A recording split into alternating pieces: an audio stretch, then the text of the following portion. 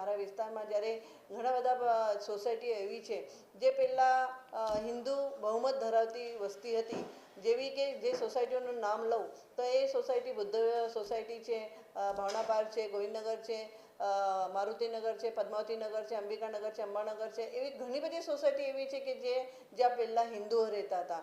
હવે નામ શેષ ત્યાં હિન્દુ રહેતા થઈ ગયા છે. તો એક બે પરિવાર ત્યાં બાકી છે.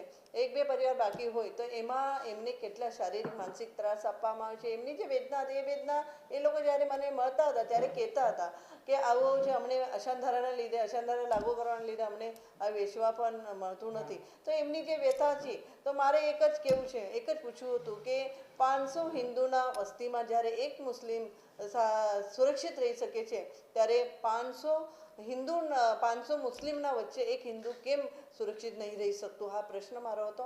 અને સાથે સાથે જે આ અશાંતધારાની ફાઇલો પાસ કરવામાં આવે છે એમાં પર કડક કાર્યવાહી કરવામાં આવે.